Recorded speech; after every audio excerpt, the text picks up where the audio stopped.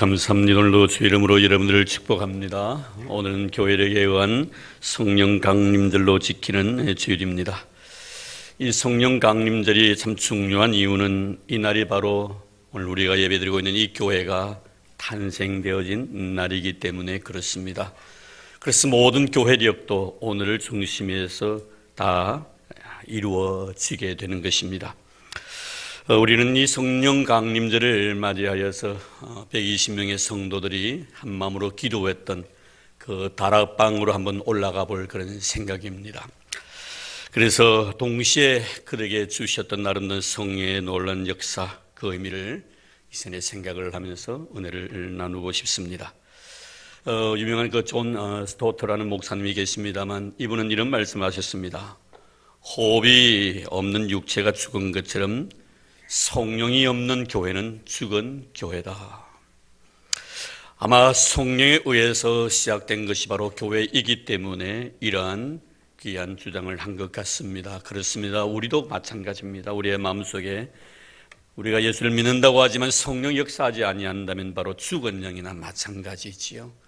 우리의 마음속에 성령이 활동하고 성령 역사해야만이 우리의 영이 살아있는 것처럼 말입니다. 교회도 역시 성령이 살아 움직여야만이 교회가 교회로서의 사명을 감당할 수가 있다는 것입니다. 우리 예수님께서 이 세상에 오신 사건, 이 성육신 사건도 성령을 통하여 이루어졌다는 것 잘 우리는 알고 있습니다. 또 뿐만 아니라 우리 주님께서 공생애를 시작하실 때도 성령에 이끌려서 먼저 광야에서 40일 동안 기도하시고 나신 뒤에 공생애 시작이 됩니다. 참 무기력했던 제자들, 그들로 하여금 불의 사자로 만들었던 그런 큰 원동력도 성령에 있었습니다. 이젠 우리가 주님 앞에 나와서 예배드리는 이 시간, 예배하게 하신 분도 성령님이시고 우리로 하여금 예수 그리스도에 대한 신앙 고백을 하게 하신 분도 우리 성령 하나님이신 줄로 믿습니다. 찬송할 수 있는 은혜를 주셨고 기도할 수 있는 은혜를 주신 분도 우리의 성령 하나님 아버지이신 것입니다. 그래서 우리는 물론 어느 곳에서나 이런 성령의 임재를 느끼는 것은 참으로 중요하겠지만 이것보다 더 중요한 것은 왜 하나님께서 나에게 성령을 주셨는가 하는 그 목적 자체를 깨닫는 것입니다. 성령 중요합니다.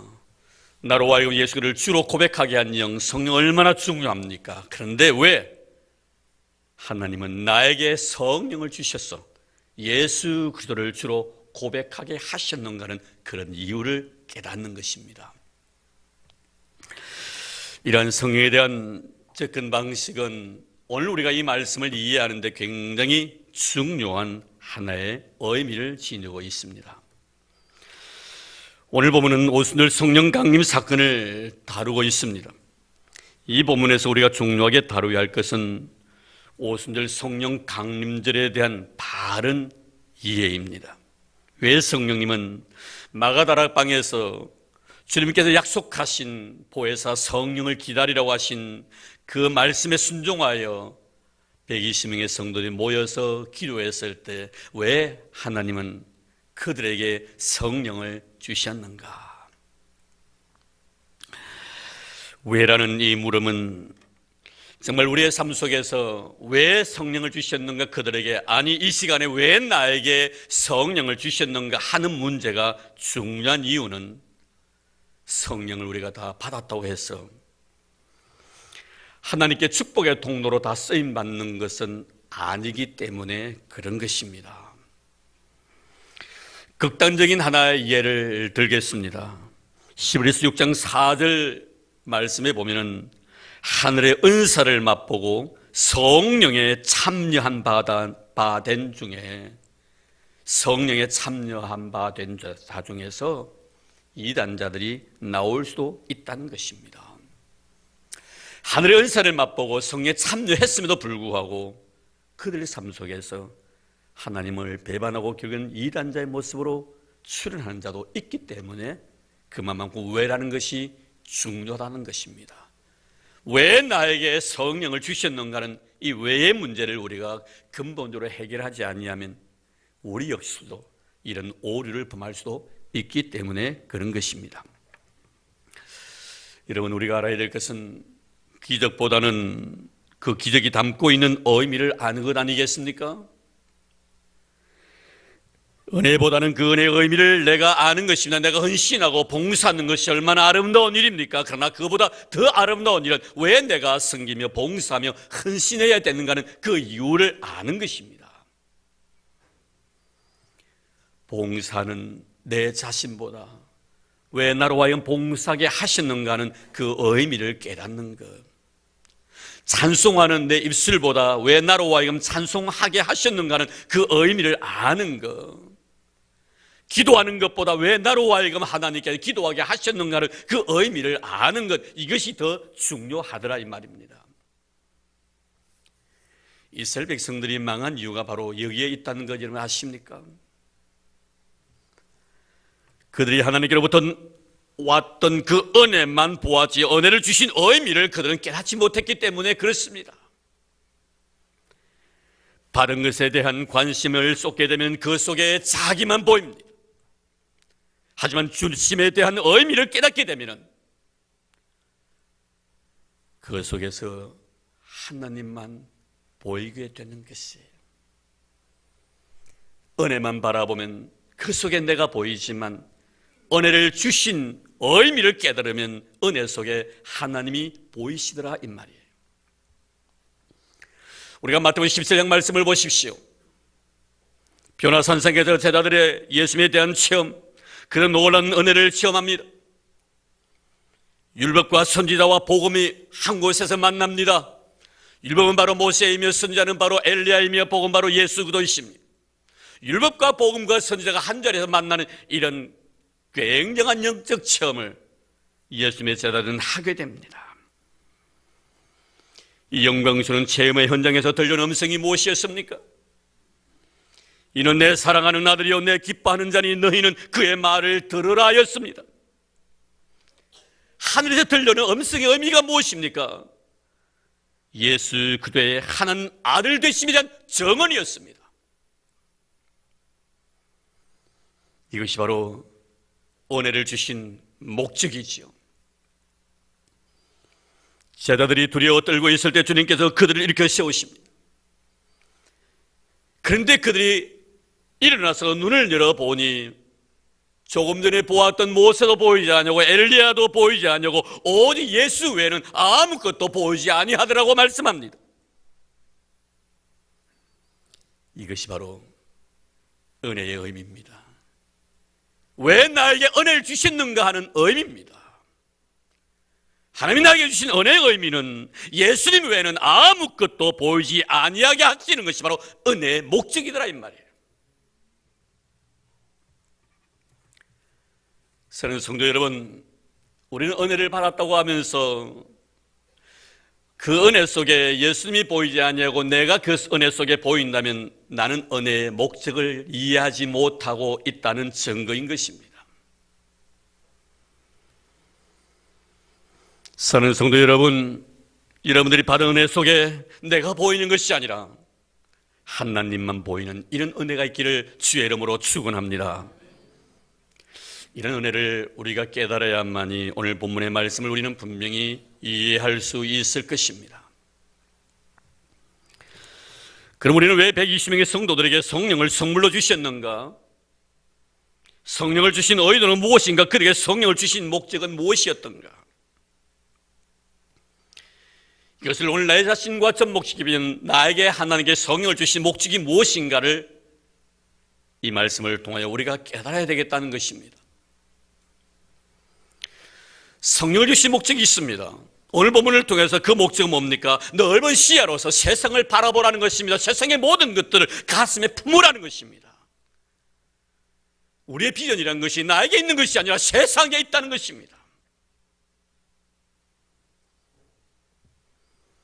주님께서 사랑하셨던 모든 것들, 이 세상의 모든 것들을 사랑하게 하시기 위하여 오늘 120명의 성도들에게 성령을 선물로 주신 것이고 오늘 우리에게 성령을 선물로 주신 줄로 믿습니다. 분명히 그 당시 마가다락방에서 성령 임재를 경험했던 성도들은 영적 황홀경에 도취되어 있었습니다. 13절 말씀처럼 다른 사람들이 보았을 때는 마치 세술에 취한 자들의 모습이었습니다. 이라는 성령에 대한 평가는 당시 120명의 성도들이 처음 경험했던 이런 영적 체험이나 그 영적 체험에서 황홀경에 사로잡혀 있는 그 모습을 바라보았던 다른 사람들의 평가는 별다를 바가 없었을 것입니다.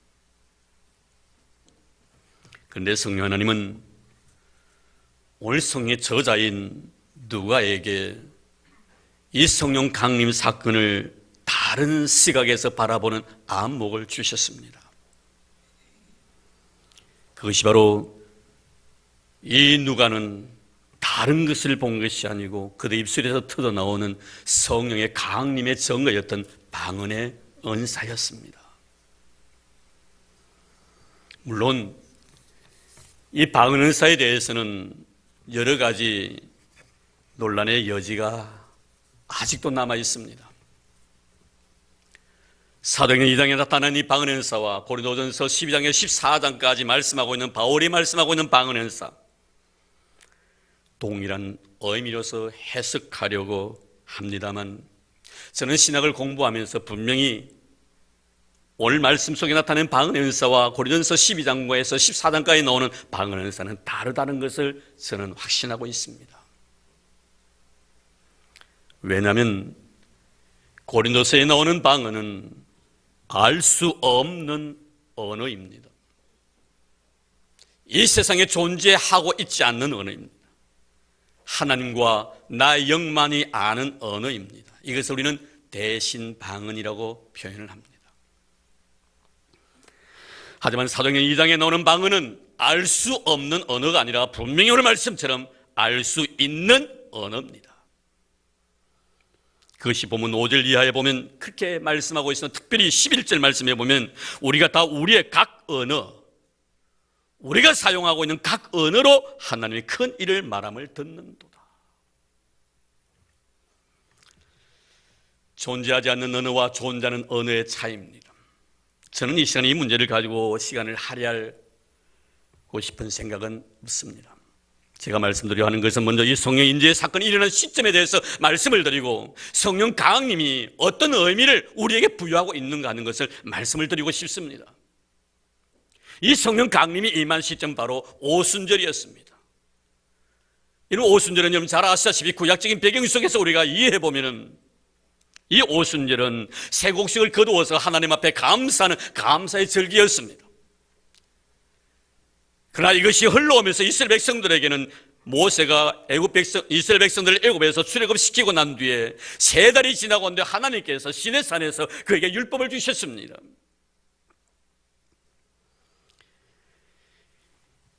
이 날을 갖다가 모세가 하나님 앞에 십계명을 받은 날을 기념하기 위해서 이스라엘 백성은 그 날을 오순절로 지키고 있습니다. 곡식을 거두어서 감사는 감사의 절기가 아니라 하나님께서 그들에게 말씀을 주신 그 날을 기념하기 위해서 지킨 날이 바로 오순절이었습니다. 그런데 이때 하나님께서는 모세와 더불어 이스라엘 백성들과 함께 시내산 언약을 맺습니다. 그것이 바로 출애굽기 19장에 자세히 나타나 있습니다. 19장 5절에서 6절까지 말씀 보면 세계가 다 내게 속하였나니 너희가 내 말을 잘 듣고 내 언약을 지키면 모든 민족 중에서 내 소유가 되겠고 너희가 내게 대하여 제사장 나라가 되며 거룩한 백성이 되리라. 여기서 제사장 나라가 된다는 말씀은 하나님께서 이스라엘 백성을 통하여서만이 열방을 축복해 주시겠다는 약속의 말씀입니다. 내가 다른 사람에게 복을 주고 싶지만 그저 복을 주시는 것이 아니라 너를 통해서 복을 주겠다. 이게 바로 제사장 나라의 특징입니다. 그런데 그날의 약속이 오늘 오순절에 그대로 재현된 것입니다. 이 성령 사건을 통하여 방언의 은사를 주신 것입니다. 이 사건은 한 언어가 모든 나라 사람들이 자신의 언어로 듣고 있었다는 것은 언어의 통일을 의미하는 것입니다. 지금 제자들이 말을 하고 있는데 그 말 속에 자신들이 익히 듣고 있는 각자의 나라의 말로 들리더라 이 말이에요. 어떤 신학자는 이 성령 사건의 방언의 역사를 구약의 바벨탑 사건과 연결시켜서 해석하기도 합니다. 바벨탑 사건은 교만한 인간에 대한 하나님의 심판으로서 언어를 혼잡하게 하셔서 서로가 주고받는 말을 알아듣지 못하게 하심으로 그들을 세상에 흩어버리신 사건입니다. 그러니까 이 언어의 혼잡을 통하여 너와 나의 관계를 단절시켜버린 것입니다. 너와 나의 관계가 단절되었다는 것은 하나님의 거룩한 축복을 내가 상실했다는 의미예요. 그러나 오순절 강림 사건은 여러 가지 언어를 하나로 통일시켜서 흩어져 있던 그들을 하나로 묶은 것입니다. 각자 흩어져 있던 그 모든 사람들에게 자기 나라 말로 들리도록 하나님께서 방언의 은사를 주신 것입니다. 즉 단절해서 소통으로 변화시킨 것입니다. 잃어버린 축복을 성령을 통하여 회복한다는 의미입니다. 하나님의 축복은 모든 인류를 복음으로 하나 되게 하는 것입니다. 이 일을 위하여 성령을 주셨고 이 결과에 방언의 역사가 나타났다라고 성령은 분명히 말씀하고 있습니다. 하나님이 원하시는 이 세상을 향한 축복은 복음을 통하여 모든 자들이 하나 되는 것입니다. 우리는 사도행전을 읽으면서 이런 역사를 경험하게 됩니다. 먼저 2장의 예루살렘에서 시작된 성령 역사가 8장에 가서는 사마리아의 성령 역사가 나타나는 것을 보게 됩니다. 그리고 10장에 가서는 이방인이었던 고넬료의 가정에 성령이 임하는 이런 놀라운 역사의 장면을 보게 됩니다. 한 개인에게 임했던 성령님은 개인을 넘어서 가정에 임하더니 이제는 집단을 향하여 나가는 것을 보게 됩니다. 모두가 성령 안에서 하나 되는 그런 과정입니다. 그래서 사도행전 2장에 언어를 통하여 성령께서 하나로 만드신 역사, 그게 모였던 여러 나라 사람들이 각각 자기 나라의 언어로 듣게 된 것입니다. 단절해서 소통으로 변화된 것입니다. 성령께서 언어란 매체를 통하여 모든 사람을 하나로 만드는 이런 놀라운 역사를 우리는 사도행전 2장을 통하여 발견하게 됩니다. 사랑하는 성도 여러분, 단절은 교만으로 인한 저주의 결과이지만 소통이란 것은 성령 은혜로 말미암아 주어진 축복의 결과인 것입니다. 그렇죠, 여러분? 너와 나의 관계 속에 단절된 것은 뭘 의미하는 것입니까? 성령이 역사하고 있지 않다는 증거예요. 그러나 단절됐던 너와 나의 관계가 아름다워졌다는 것은 성령이 그 속에 역사하고 있다는 증거인 것입니다. 좋았던 관계가 소원해지고 그 관계가 단절되었다는 것은 하나님이 나에게 주셨던 아름다운 축복이 차단된 것이며, 단절되었던 너와 나의 관계가 아름답게 회복되어졌다는 것은 잃어버린 축복을 다시 회복시켜 주셨다는 의미인 것입니다. 사랑하는 성도 여러분, 이 시간 여러분들은 성령 은혜로 인하여 소통의 축복이 있는 이런 은혜가 있기를 주의 이름으로 축원합니다. 한의학에서는 병의 원인이 통하지 아니하기 때문에 생긴다고 말하죠. 혈이 통하지 아니하고 기가 통하지 아니해서 병이 생긴다고 진단을 합니다. 저는 영적 의미도 이와 마찬가지라고 생각이 되어집니다. 서로 조간에 통하지 아니한 자는 영적 병이 걸려 있다는 증거이죠. 너와 나의 단절이라는 것은 바로 사단의 역사이기 때문입니다. 바벨탑 사건을 보십시오. 하나님의 명령을 저버리고 자기 스스로가 높아지려고 했던 이들, 사단의 사주를 받았던 이들에게 언어를 혼잡스럽게 만들어서 그들의 관계를 다 하나님께 단절시켜 버렸습니다. 사단에게 사로잡힌 자들의 모습을 보십시오. 대화를 싫어합니다. 너와 나의 만남을 꺼려합니다. 홀로 시간을 보냅니다. 그러다가 중병에 걸려 극단적인 선택을 하는 것을 우리 주에서 많이 경험하게 됩니다. 다 사단의 역사인 것입니다. 사랑하는 성도 여러분, 성령 하나님께서는 지금 이 시간 우리에게 단절이 아닌 소통을 원하고 계십니다. 할렐루야. 너와 나의 관계 속에서 단절이 아니라 관계가 원활하기를 원하고 계십니다. 그런데 우리는 다 성령 은혜를 입었다고 성령을 받았다고 고백하면서 여전히 너와 나의 관계가 단절되어 있지는 아니합니까? 마치 바리새인이나 서기관들처럼 자기 세계에 자신을 가두어두고 거기에 너무 심취하여 내 신앙의 세계나 아니면 너의 삶의 자리마저도 이해주지 아니하는 속 좁은 그런 종교인으로 전락하고 있는 우리들은 아닌지. 만약 우리가 성령을 체험했다고 하면서 여전히 나의 세계에서 더 나가지 못하고 거기에 우리 자신을 가두어 둔다면 언젠가는 우리의 마음에 있는 성령은 소멸되고 말 것입니다. 성령님께서는 그러한 여러분들과 같이 일하지 아니하십니다. 아무리 일을 하자고 해도 그분은 거부하실 것입니다. 여러분을 선에 대해서도 죄에 대해서도 결국 무기력한 자로 만들어 버리실 것입니다. 그러나 성령은 통하는 영입니다. 소통하는 영입니다. 여러분들에게 이런 놀라운 통하는 역사가 있기를 주의 이름으로 축원합니다. 우리 주님 보십시오. 주님은 통하시는 분이십니다. 세리와도 통했고 죄인과도 통했습니다. 그리고 이 시간에 저와 여러분들과 통하고 있습니다. 부하도 통했고 가난한 자들과도 통했습니다. 성령의 사람 바울은 빌립보서 4장 12절에 이렇게 말씀하죠. 나는 비천에 처할 줄도 알고 풍부에 처할 줄도 알아. 모든 일 곧 배부름과 배고픔과 풍부와 궁핍에 처할 줄 아는 일체의 비결을 배웠노라. 어떤 상황 속에서 통할 수 있는 그런 일체의 비결을 나는 배웠다. 누구를 통하여? 성령 하나님을 통하여.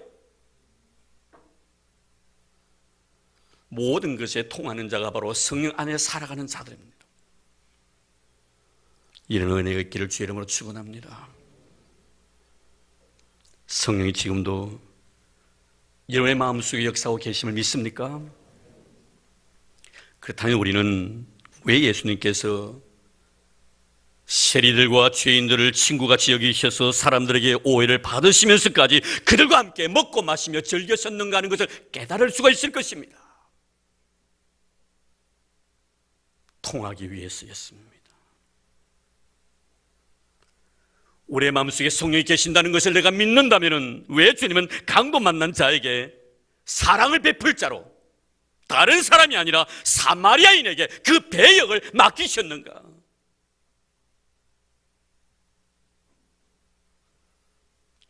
왜 주님은 이방인 백부장의 신앙을 그렇게 높이 평가해 주셨는가 하는 것을 우리는 이해할 수가 있을 것입니다. 사랑하는 성도 여러분, 여러분 속에 내재하고 계신 성령님은 여러분을 통하여 마음껏 활동하고 싶어 하십니다. 누구든지 만나고 싶어 하십니다. 가시는 곳이 엄살 정도로 어느 곳이든지 누비고 싶어 하십니다. 여러분의 마음속에 역사하고 계신 성령님은 여러분들에 의해서 초라하게 대접받기를 거부하십니다.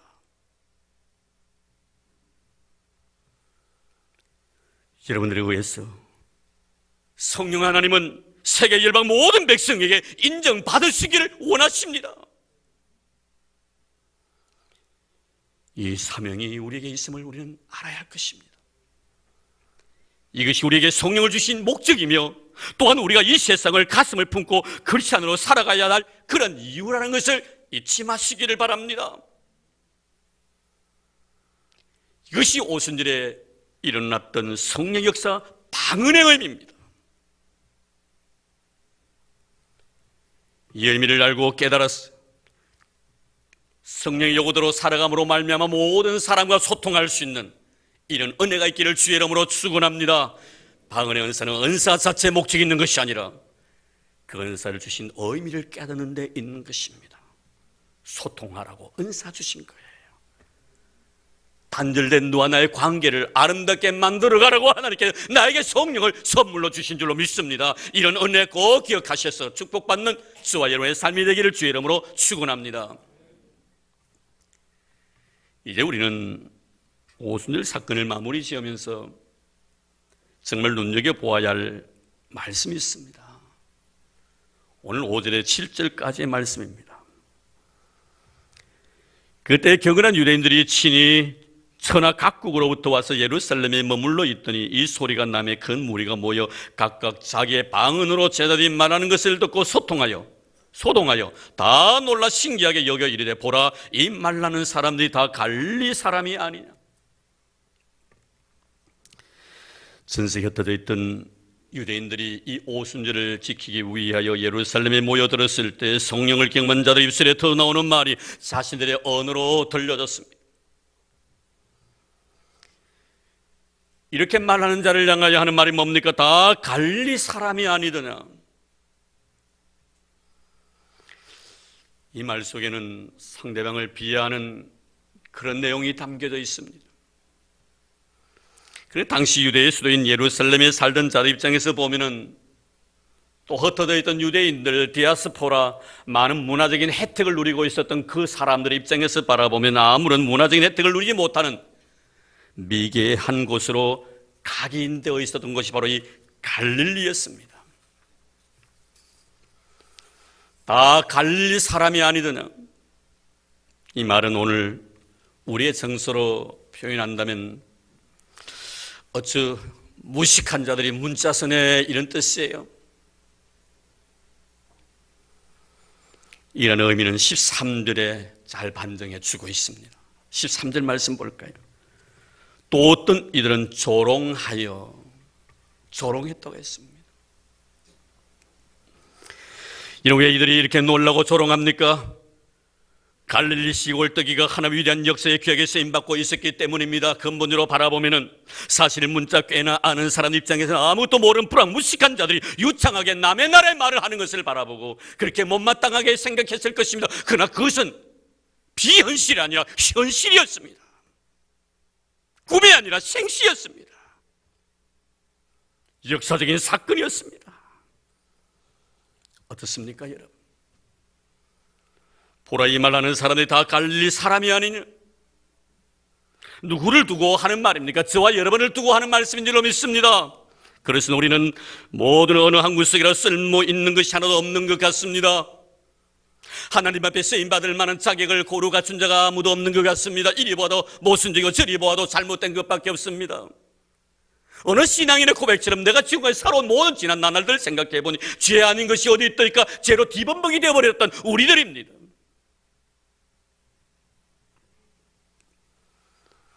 글쎄요,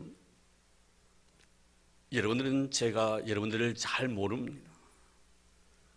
그러나 저는 제 자신을 좀 압니다. 나이기 때문에 그렇습니다. 만약에 제가 이 시간에 그 많은 사람이 나를 향하여 무식한 사람이 유식한 채 하네라고 말을 했을 때 그렇게 기분 나쁘지 아니할 것 같아요. 왜? 나는 내 스스로가 무식한 존재라는 것을 내가 알고 있기 때문에 그것을 인정합니다. 남들 앞에 드러낼 만한 스펙이 전혀 없는 사람이죠. 그럼에도 불구하고 저를 하나님이 사용하고 계신다는 것입니다. 여기에 은혜가 있는 것 아니겠습니까? 그리고 한 걸음 더 나아가 이런 은혜의 의미를 내가 이제는 알아야 하겠다는 것입니다. 나를 불러주신 것은 분명히 은혜입니다. 그러나 부르신 그 의미를 깨달아야 되겠다는 것입니다. 바울은 고백합니다. 은혜는 은혜대로, 은혜의 의미는 의미대로. 고린도서 1장 27절 28절 말씀은 27절과 28절 말씀에 보면 분명히 그런 은혜를 입은 자라는 사실을 압니다. 그러나 하나님께서 세상의 미련한 것들을 택하사 지혜 있는 자들을 부끄럽게 하려 하시고 세상의 약한 것들을 택하사 강한 자들을 부끄럽게 하려 하시며 하나님께서 세상의 천한 것들과 멸시받는 것들과 없는 것들을 택하사 있는 것들을 폐하려 하려 하시나니 없는 자를 불러주신 것, 가난한 자를 불러주신 것, 무식한 자를 불러주신 것 분명한 은혜입니다. 우리 누구든지 여기까지는 집권할 수가 있습니다. 그러나 바울은 여기서 그치지 않습니다. 그 다음에 말씀을 우리에게 선포합니다. 왜 나에게 은혜를 주셨는가? 그 은혜의 의미를 우리에게 제시합니다. 그것이 바로 고린도서 1장 29절입니다. 이는 이런 은혜를 베푸신 목적은 아무 육체도 하나님 앞에서 자랑하지 못하게 하려 하심이라. 이것이 바로 은혜 주신 목적입니다. 오순절 사건으로 인하여 시골뜨기 갈릴리 사람들, 불량무식한 사람들을 선택하셔서 하나님의 위대한 일을 맡기신 것처럼 하나님께 부족하고 못난 우리들에게 성령을 주셔 이 귀한 사명을 맡겨주신 것은 은혜 중에 은혜인 줄로 믿습니다. 그저 우리는 감사할 뿐입니다.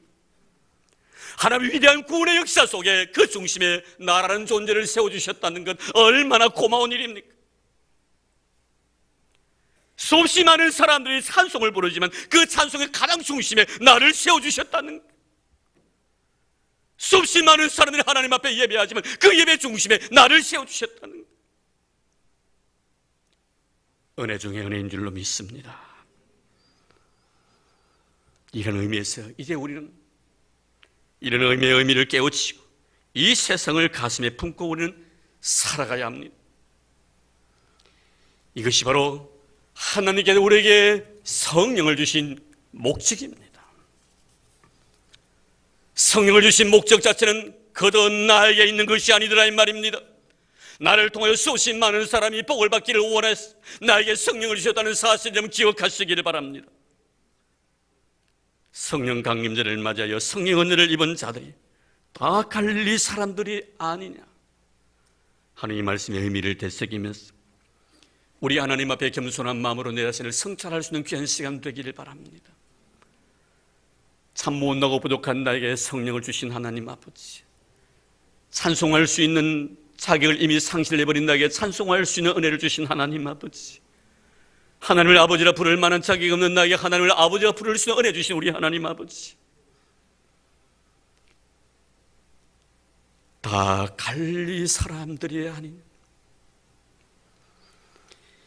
이제 말씀을 맺겠습니다.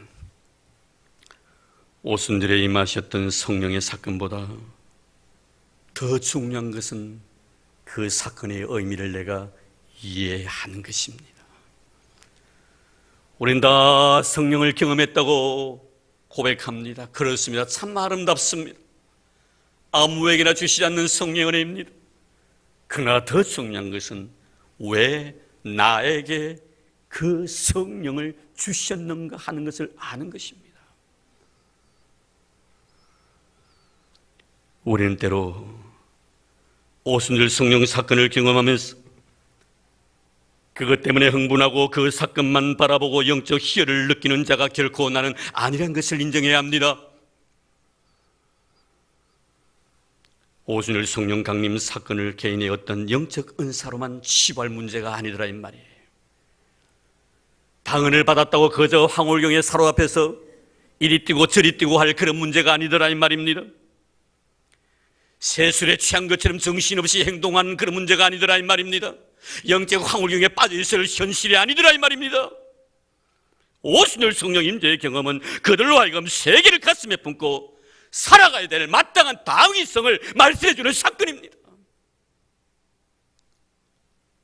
이것이 오늘 우리에게 주신 메시지의 의미입니다. 사는 성도 여러분, 우린 다 성령을 경험한 사람들입니다. 왜 하나님께 여러분들에게 성령을 주셨습니까? 오늘 오순절 강림 사건을 통하여 성령을 주신 의미를 다시 한번 되확인하는 귀한 시간 되기를 바랍니다. 이제는 더 넓은 세계를 향하여 나아가야 합니다.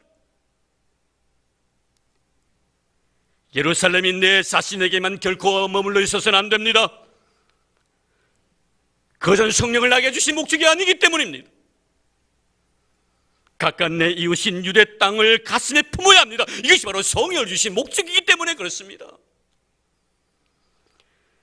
그리고 사마리아와 땅 끝에 있는 우리 주님이 사랑하셨던 이 세상의 모든 것들, 주님이 용서해 주셨던 이 세상의 모든 것들을 우리는 사랑해야 되고 우리는 용서해야 하기 때문에 하나님께 우리에게 성령을 주셨다는 사실을 잊지 마시기를 바랍니다. 주님이 세상의 모든 것들을 사랑했던 그 사랑, 나의 사랑의 대상이 되어야 됩니다. 주님께 용서해 주셨던 이 세상의 모든 것들이 나의 용서의 대상이 되어야 합니다. 그리고 요한 웨슬레의 말처럼 이 세상이 저와 여러분들의 교구가 되어야 할 것입니다. 이런 은혜가 있기를 주의 이름으로 축원합니다. 하나님 감사합니다. 성령 강림절을 맞이하여 하나님께서 그들에게 성령 강림의 증거로서 방언 은사를 그들에게 주셨습니다. 왜 하나님께 그들에게 방언 은사를 주셨는가 하는 것을 오늘 저를 생각해 보았습니다. 단절되었던 너와 나의 관계를 소통으로, 하나님의 거룩한 축복의 장으로 만드시기 위해서였습니다. 주님, 저희들로 하여금 성령을 받은 자들로서, 성령을 경험한 자들로서 너와 나의 관계가 단절이 아니라 소통으로 바뀌게 하여 주시옵소서. 그리고 내가 받았던 그 아름다운 축복들을 모든 사람들과 공유할 수 있는 은혜도 허락하여 주시옵소서. 이제 주님, 더 넓게 생각하게 하옵소서. 더 높이 보게 하여 주시옵소서. 내 하나에게 머물러 있는 것은 하나님이 나에게 성령을 주신 목적이 아님을 깨닫게 도와주시기를 원합니다. 너를 향하여 마음의 문을 열고, 세상을 향하여 마음의 문을 열고, 그리고 주님이 사랑하셨던 이 세상의 모든 것들을 사랑하게 하시기 위하여 우리에게 성령을 주신 줄로 믿습니다. 이 귀한 진리를 놓치지 않게 하여 주시옵소서. 우리로 하여금 성령 주셔서 주님이 사랑했던 모든 것들을 사랑할 수 있는 은혜 주신 예수님 이름으로 기도드리며 이제 헌금을 위하여 기도드립니다. 고맙습니다. 하나님 아버지, 감사합니다. 하나님 아버지, 주시는 은혜 고마워서 귀한 예물 드립니다. 습의 일조를 바칩니다. 감사 예물을 드립니다. 선교 예물을 드립니다. 미랄의 헌금도 하나님 앞에 아낌없이 쏟아붓습니다. 1,000번째도 주님 앞에 드립니다. 하나님 아버지, 바친 손길을 기억해 주시기를 원합니다. 잊지 말아 주시기를 원합니다. 거룩함으로 채워주시기를 원합니다. 넉넉함과 부유함으로 채워주시기를 원합니다. 은혜 속에 살아가는 저를 되게 도와주시기를 원합니다. 그래야 복의 통로로 아름답게 쓰임받도록 성령 하나님께 역사해 주실 줄로 믿습니다. 저들을 통하여 소통의 역사가 일어나도록 축복해 주시옵소서. 꽃으로서 놓았습니다. 생명 주심에 대해서 고마운 마음, 어린 생명 우리 유진이 은혜, 하나님 앞에 감사하는 마음이 이 꽃 속에 담겨져 있어 이 어린 생명을 축복해 주시옵소서. 하나님들이 걸어가는 길을 열어주시고 형통의 복을 도와주시고 주님이 원하시는 뜻을 이룰 수 있도록 도와주시기를 원합니다. 무엇보다도 할아버지, 할머니, 아버지, 어머니의 그 거룩하고 순결한 신앙을 본받아서 이들도 훌륭한 믿음의 자리까지 이룰 수 있도록 두 손으로 축복해 주시기를 원합니다. 하나님 아버지, 이들이 가는 곳곳마다 그리스도의 향기를 발할 수 있게 도와주시고 주의 자녀다움의 삶을 모든 사람들에게 보여드림으로 말미암아 이들을 통하여 모든 사람들이 예수를 발견할 수 있도록 축복해 주시기를 원합니다.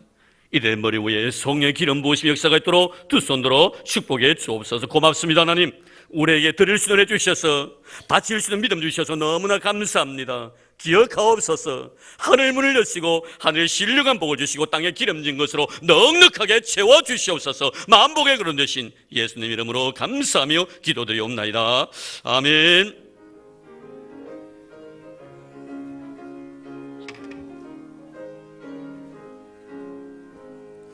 내가 매일 기쁘게 순례의 길 행함은 주의 팔이 나를 안보함이요, 내가 주의 큰 복을 받는 참된 비결은 주의 영이 함께함이라. 성령이 계시네, 할렐루야 함께하시네. 좁은 길을 걸으며 밤낮 기뻐하는 것 주의 영이 함께함이라. 전에 죄에 빠져서 평안함이 없을 때 예수 십자가의 공로 힘입어 그 발 아래 엎드려 참된 평화 얻음은 주의 영이 함께함이라. 성령이 계시네, 할렐루야 함께하시네. 좁은 길을 걸으며 밤낮 기뻐하는 것 주의 영이 함께함이라. 나와 동행하시고 모든 염려하시니 나는 숲의 새와 같이 기쁘다. 내가 기쁜 마음으로 주의 뜻을 행함은 주의 영이 함께함이라. 성령이 계시네. 할렐루야 함께 하시네. 좁은 길을 걸으며 밤낮 기뻐하는 것 주의 영이 함께함이라. 세상 모든 욕망과 나의 모든 정욕은 십자가에 이미 못을 박았네. 어두운 밤이 지나고 무거운 짐 벗으니 주의 영이 함께함이라. 성령이 계시네. 할렐루야 함께 하시네. 좁은 길을 걸으며 밤낮 기뻐하는 것 주의 영이 함께함. 성령이 계시네.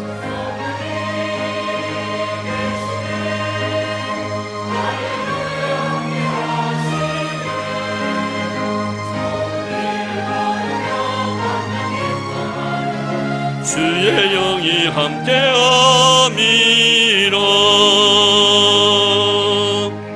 아멘. 이 시간에 교회 소식 알려드리고 여러분에게 특별 순서 하나 가지려고 하는데요. 준비해 주시기 바랍니다. 우리 효진이 노래 하나 듣도록 하겠습니다. 준비해 주시기 바라고요. 예, 오늘 모임 정규인 체육대회를 위한 준비 모임이 3차 모임 오늘 있습니다. 기억해 주시고요. 우리 교육부 모임은 오늘 오후 1시 15분에 주일 예배입니다. 오후 1시 15분에 에덴 동산에서 교육부 모임이 있는 거 기억해 주시기 바랍니다. 어머니 학교 봉사단 모임도 있습니다. 번일실이 아니고요. 바로 이 본당에서 찬양 예배 후에 모임이 있습니다. 우리 스태프진들 다 모여주시면 고맙겠습니다. 그리고 오늘 등록 접수합니다. 이 등록을 꼭 해주셔야 되는 것은 티셔츠를 준비하기 위함이기 때문입니다. 꼭 기억해 주시고 원하시는 분들 다 등록해 주시면 고맙겠습니다. 제자대가 기억해 주시고 우리 박연정 집사님, 최원하 집사님 멀리 이렇게 출타 중이어서 오늘 참석을 하지 못했지만 이사를 했습니다. 이보자의 아파트 112동 1101호에 이사했습니다. 축하해 주시길 바랍니다. 네, 계속해서 기도해 주시면 고맙겠습니다. 한마음 체육대회와 그리고 제2의 어머니 학교를 위해서 기도만 해 주시기를 바랍니다. 네. 우리 효진 양 어디 계세요? 나왔어. 어제 우리 효진이가 1등을 했어요. 얼마나 노래를 잘 부르는 오늘 그 노래를 갖다가 한번 이렇게 여러분에게 선을 보이겠습니다. 네, 우리 효진. 네. 피아노는 언니가 치고 또 노래는 동생이 부르고 조금 더 높여줘야겠는데. 예.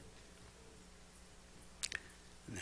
어제 울산 우리 아동대회에서 1등을 했습니다. 예. 네. 차렷 경례. 예. 예.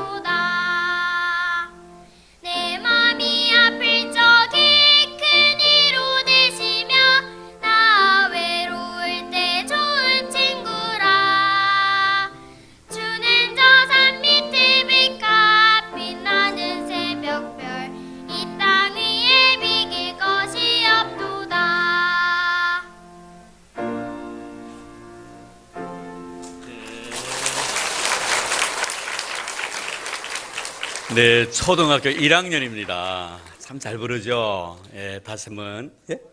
3학년? 그래. 1학년 오래됐는데. 아까 내가 이랬더니 이렇게 하나 더 보태라 이 말이구나. 1등 했다고. 저는 2학년입니까 물었더니 자기는 1학년 이랬는데 나는 2등입니까 물었는데 1등이라고 그랬다네요. 이 소통의 부재예요. 소통의 부재. 예, 그렇지. 우리 3학년의 효진이, 우리 아빠 오늘 이렇게 계속 촬영해 주시는데 열심히 교회 나오시길 바랍니다. 우리 효진이를 생각해서 기도 많이 하시고 우리 귀한 생명 주신 하나님 앞에 다시 한번 영광의 박수 올리겠습니다. 네, 이제 우리 다 그 자리에 일어나 주시면 고맙겠습니다. 네, 우리 곁에 있는 분들과 같이 인사 나누러 하겠습니다. 당신은 나의 보배이십니다. 자, 한 번 더 실질적으로 우리가 인사 나누겠는데요. 옆에 있는 분들 우리 잘 지냅시다. 소통 잘 지냅시다. 잘 지낸 여러분 되기를 바랍니다. 감사합니다.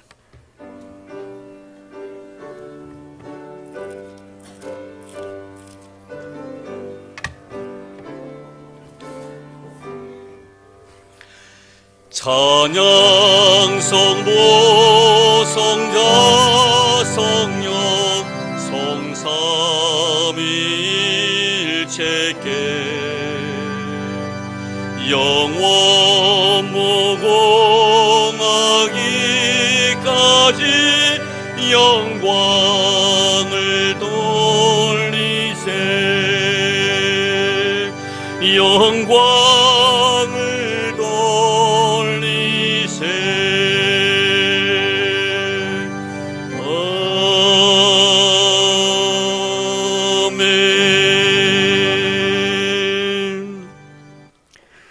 이제는 교회 머리 되신 우리 주 예수 그리스도의 은혜와 하나님 아버지의 지극하신 사랑하심과 성령님의 교통하심이 거룩한 날 구별된 마음으로 믿음의 제물되어 하나님 앞에 자신을 드리고 성령께서 주신 은혜에 감사하는 마음으로 그 의미를 깨우치고 이제 세상을 향하여 소통의 문을 열고 주의 거룩한 사랑으로 다가가기를 원하는 사랑하는 우리 모든 성도들 머리위에와 오늘도 줄타 중에 계신 우리 믿음의 식구들, 나라의 부름을 받아 수고하고 있는 우리 믿음의 아들들, 그리고 특별히 병 중에 고생하고 있는 우리 믿음의 형제들, 그리고 주님께서 친히 필요가 앞두고 사신 이 교회 위에 이제로부터 영원토록 함께 하시기를 간절히 축원하옵나이다. 아멘.